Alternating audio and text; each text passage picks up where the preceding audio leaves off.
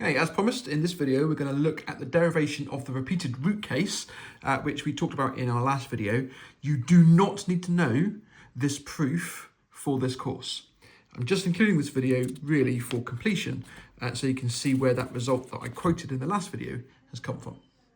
So what I'm going to do is I'm going to go back to the original recurrence relation, which was this equation here, and we're going to have the condition that b1 squared plus 4b2 is equal to 0. That's going to be repeated roots for the auxiliary equation.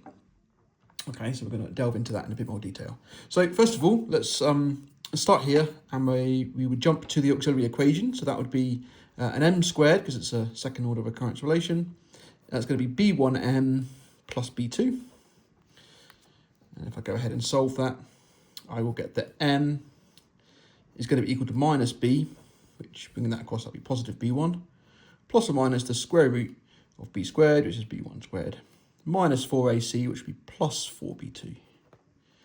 And that's going to be all divided by 2a, which will be the number 2. Okay, so that's the roots of this auxiliary equation. But for this particular case, we are only considering situations where b1 squared plus 4b2 is 0. So the bit under the square root is 0. So that is b1 on 2, and that's the only root that we have. So this is a repeated real root. So if we were to apply the same theory that we used for distinct real roots, then we would end up with the general solution an is equal to some arbitrary constant times one of the roots, b1 on 2, to the n, plus b times the other root, which just so happens to be the same one, divided by 2 to the n. And that looks fine on the surface. However, there is an issue with this, because these two constants, they're not independent. They're related, because what we can do in this case only is we can combine these two together, times that by b1 on 2 to the power n, and we can absorb them into 1. So we end up with c times b1 over 2 to the n. So it looks like there's two arbitrary constants here, but actually there's not. There's only one arbitrary constant, because as you change one, you directly affect the other immediately. So there's not two arbitrary constants, there's only one. And that's no good. We can't have that situation when we have a second order recurrence relation, because for second order recurrence relation, we require two arbitrary constants. You need the first and the second term of the sequence to define the rest of the terms. You can't have just one of those terms. Okay, so how do we combat this? Well, what we're going to do is we are going to take this idea here and we're going to generalize it a little bit more. So instead of saying it's a constant times b1 on 2 to the n, we're instead going to say it's some function of n, and we're going to try and find that function. So an is going to equal some function of n times b1 on 2 to the power n, and we're going to try and find this. So it's just a bit more general than this, and we're going to see if we can pull out two arbitrary constants by using this definition. Now, I could have used the result that we used in the last video and run it through here to show that it will always be true, but actually there's just some kind of satisfying process of getting the answer, deriving the answer yourself. So that's what we're going to be doing in this video. Okay. All right, so we're going to start here. So we're going to take this definition and we're going to put it through this recurrence relation. Almost a differential equation then. Recurrence relation. So I need an minus 1, so that's going to be f of n minus 1 times b1 over 2 to the n minus 1. And we're also going to need the second one back, an minus 2, and that's going to be f of n minus 2 times b1 on 2 to the n minus 2. Okay, we're going to take those three definitions and put them into this recurrence relation up here. So the left-hand side is just the top one. So we're going to get f of n times b1 on 2 to the power n. And that's going to equal B1 times the second row plus B2 times the third row. So B1 times the second row, so B1 times F n minus 1 times B1 over 2 to the n minus 1. And then we've got plus B2 times the second row down here, times B1 over 2 to the n minus 1. Okay, now at this point, I recognise that for this case only, this equation is satisfied. So therefore, I can replace B2 here. So I know that B2 is actually the same as negative a quarter times B1 squared. Okay, and that is true in this case because we have that repeated root situation. So let's run that through and just tidy things up a little bit. What I do notice is I've got a B1 to the n on the left. I've got a B1 to the n minus 1 times a B1. So that's a B1 to the n. And I've got a B1 to the n minus, so that should be an n minus 2. N minus 2 times, and there's a B1 squared in there. So I've also got a B1 to the n. So the B1 to the n is all going to cancel out. So I'm going to have f of n divided by 2 to the n. Okay, from this side, the B1s have all disappeared. That's going to equal f n minus 1 over 2 to the n minus 1. And then here, the B1s have cancelled, but I've still got a quarter here. And I'm going to bring that quarter into this bracket here. So I'm going to get minus f n minus 2 divided by 4 times 2 to the n minus 2, but that's 2 to the n. Okay, so that's tidying that up. If I times the whole of that equation by 2 to the n, then that will give me f of n is equal to 2 times f of n minus 1 minus f of n minus 2. Okay, so that's an equation which my unknown function f satisfies. And this is a type of equation called a functional equation. It's not something that is studied at all on A-level mathematics or further mathematics. In fact, they are notoriously difficult to solve, generally. There's some methods kicking around out there for very certain types of functional equation. But generally, they're not particularly easy to solve. What we're going to do with this one is we're going to run a couple of n values through it. We're going to spot a result, conjecture an equation that will satisfy this functional equation, and then we're going to prove that by induction. Okay, so that's where we're going with this video. All right. Don't forget, you don't need to know any of this for the course. Okay. Right, so let's run some numbers through. So I'll leave the functional equation at the top of the screen. All right. So I'm going to plug in n is 3. So I'm going to get f of 3. That's going to equal 2 times f of 2 minus f of 1. And then I'm going to plug in n is 4. So that's going to be f of 4 is equal to 2 times f of 3 minus f of 2. But f of 3 is this thing. So I'm going to take this and dump it into here. It's kind of like what we did with the Cayley-Hamilton theorem in the matrices chapter. F of 3 is 2 times f of 2 minus f of 1. And then we've still got the minus f of 2. And we can tidy that up to give us 4 minus 1. So that's 3 times f of 2 minus 2 times f of 1. Okay. And I could just keep going. So I could do f of 5. And I'm going to say that's 2 times f of 4 minus f of 3. Using the definition of my functional. But f of 4 is this thing.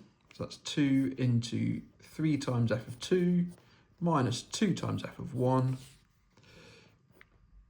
And then I've got minus f of 3, and f of 3 is this thing up here. Minus 2 f of 2 minus f of 1. And if I tidy that up, that's going to give me 6 minus 2 is 4 times f of 2.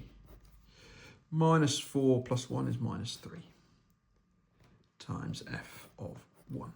Okay, I'm going to stop at that point because we can start to see a pattern. You can continue it on if you want, and the pattern does continue. But f of 3 is 2f of 2 minus f of 1. F of 4 is 3f of 2 minus 2f of 1. And f of 5 is 4f of 2 minus 3f of 1. And what we notice is these coefficients 2, 3, 4, they're going up by 1 each time there. And then the coefficients of my f of 1s, they're also going up by 1 each time. So I've got 1, negative 2, and then negative 3. So it looks like there's a pattern here. So let's make a conjecture. So this is what we've seen so far. We're going to conjecture that f of n is going to be equal to n minus 1, because this number is 1 less than here. So I'm going to say it's n minus 1 times f of 2 minus, and then this is 1 less again, so n minus 2 times f of 1. So that's my conjecture. I'm now going to prove that conjecture by induction. So proof by induction works in 3 steps. Step 1, we show it's true for some n value. In this case, we know it's true for n is 3. So know it's true for n is 3 and 4. We need 2 of them actually. So we know it's true for n is 3 and 4 because we can see that. We've got those here. And if you plug in n is 3 and n is 4, then we get these 2 results back. Okay, so step 1, I know it's true for n equals 1. Okay, step 2, this is my inductive step. I'm going to make an assumption. So I'm going to assume that f of k is equal to k minus 1 times f of 2 minus k minus 2 times f of 1. Okay, so I'm assuming that to be true for some positive integer k, such that k is greater than or equal to 3. Okay, so I'm assuming that to be true. I'll show that the next one is true. So that's going to be f of k plus 1 is equal to k times f of 2 minus k minus 1 times f of 1. That's the same as my assumption, but replacing k with k plus 1. And now I use the algebra. But this is true. So, but f of k plus 1 is equal to k. Oh no, that's my conjecture. Nope. Sorry, I need to plug in k in into this. No, what do I need to do? Oh no, I need to make 2 assumptions. Sorry. I'm assuming that is true and assuming that is true. Apologies. I'm assuming both of those are true. I'll show that f of k plus 2 is equal to k plus 1 times f of 2 minus k times f of 1. Sorry, that's what I'm going to be showing. Okay. But f of k plus 2, that equals, by the definition of the functional equation, which is here, that's going to equal 2 times f of k plus 1 minus f of k. So that is the functional equation that defines this function. So now I've got this, I can now use my assumptions, plug them into here. So f of k plus 2, that's going to equal 2 times f of k plus 1, so that's 2 times this thing. So that's 2k times f of 2 minus 2k minus 1 times f of 1. I've got minus f of k, and that's up here. So it's minus k minus 1 times f of 2 minus minus k minus 2 times f of 1. Okay, all right, tidy that up.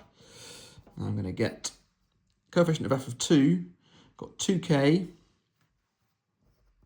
minus k plus 1 times f of 2. And then for my f of 1, I'm going to have 1 minus 2k plus k minus 2 times f of 1. And that is going to equal k plus 1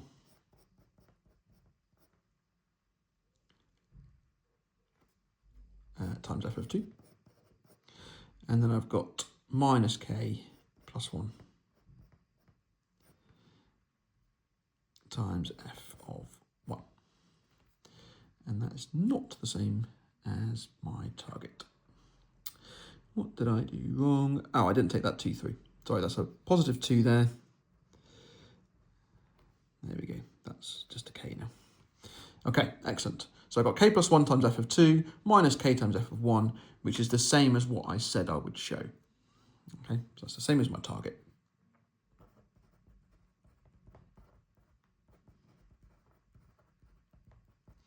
That's my target there.